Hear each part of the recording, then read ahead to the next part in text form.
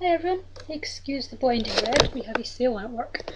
Okay, so it's been a couple of weeks. I was out and about last week, actually being social with people. And the week before, I don't think there were any videos the week before. I didn't do one anyway, I don't think I was supposed to. Anyway, good to see you guys again. Not that I can see you, but hey, it's a start. Okay, so week 92. Number 1, how long should you date before introducing your significant other to your parents, and why? What was it like when you were the one meeting the parents?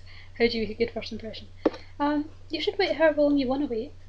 Some people might be more comfortable meeting their parents straight away if they really value their parents' opinion on people and don't want to get too serious their parents maybe think they're dodgy. Some people might want to wait a couple of years till it's really serious.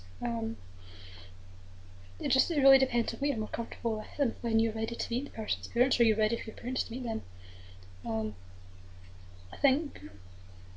I think we waited a month. No, I think it was about a month she came to me and I met her parents. And her dad had seen me before because he used to drive the bus that I got on, and I didn't know that. I don't even remember him, but apparently I knew him. And I think I met him that was a good 2 months at least. Okay, maybe it was just over a month, but it was a while. It felt like ages. When I met her parents, it was really awkward because I'm the kind of person who automatically assumes that nobody likes me when they meet me. So obviously my first impression was they don't like me.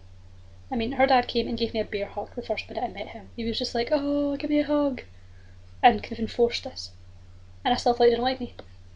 Same with her mum. And that's just kind of how it is, but I think over time it kind of changes because I think her dad's awesome and he seems to quite like me now anyway. Apparently he always did. I just didn't see that. So yeah, it's terrifying. Make a good first impression, just smile and be nice and agree with absolutely everything they say, even if you disagree with it. I know that anyway, but it's probably not the best advice. You'll get better advice from other people. I'm just too much of a people pleaser. Number 2, were you ever questioning, or did you know right away what your sexuality was? How did you know, and what advice would you give to those who are unsure? It's just a phase. I wasn't sure. I think maybe a year, 2 years, about 2 years. I tried to ignore it. It was at least 2 years. I think I suspected for a while and I just kind of ignored it. It was at least 2 years, and then I was just kind of like, okay, this is going long enough. I can't ignore this anymore. And I came out to a couple of close friends. I think it was in my 5th year at high school. I came out as bi, but only to people that was close to, and I thought we could understand it. I had one friend who already thought was, so I'd mentioned it to her, how did you know? And we talked a bit about it. I think I knew for sure. It wasn't long after I started my first relationship. I still kind of questioned because I don't know. I've learned now that every lesbian still has a man crush. David Tennant is sex on legs, and I love the guy, but I don't want to screw him. And it was when I realised just how freaky the idea of being with a man intimately was. It's really not very nice to me at all. I couldn't do that. So that was how I knew. You see a picture of a penis and you freak out. What advice would you give to those questioning whether it's just a phase? Just go with it. I mean, a lot of people go through a phase like that, and it's totally normal to be curious, especially when you're kind of still trying to identify yourself and find out who you are.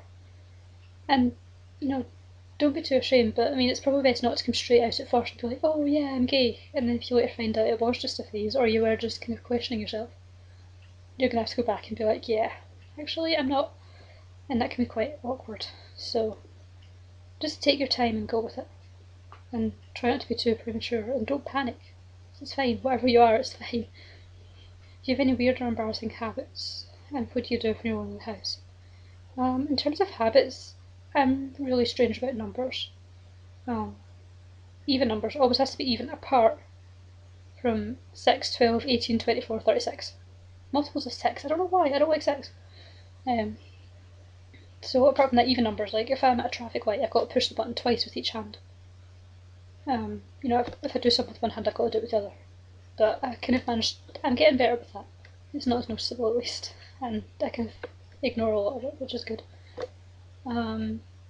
There's a crack in the bathroom wall, just beside the bath against the wall. There's a kind of crack hole in the wall, and I can't have a shower without the towel covering that crack. because I don't know if there's a camera in there or something, because I'm convinced that I'm being watched 24/7, which apparently is completely normal. Yeah, I'm just very slightly paranoid, which is fantastic, because yeah, it wrecked my life for a while. The other weird habit I have is talking to myself, which you probably gathered by my rambling, but I don't know, I've just, ever since I was a kid, I've kind of talked to myself when I was alone. But it's not talking to myself, it's like I'm having a conversation with someone else. Like I'll tell them stories about stuff I remember in my life or stuff that's going on, except there's no one there. Or I'll explain what I'm doing and why I'm doing it or what I'm thinking about. It's really bizarre. It's just something I've always done. So, yeah, that's kind of it. So, yeah, it's getting very sunny here. I would show you, but my blinds are closed because it's usually rainy, and I keep them closed because rain's depressing. But yeah, it's nice and it's bright and it's sunny, and I'm stuck in a hideous red t-shirt. So yeah, I hope you all have a great week and be safe. It's the start of March, which I think is the Self-Harm Awareness Month, isn't it? So yeah, be safe, be jolly, all that jazz. Bye.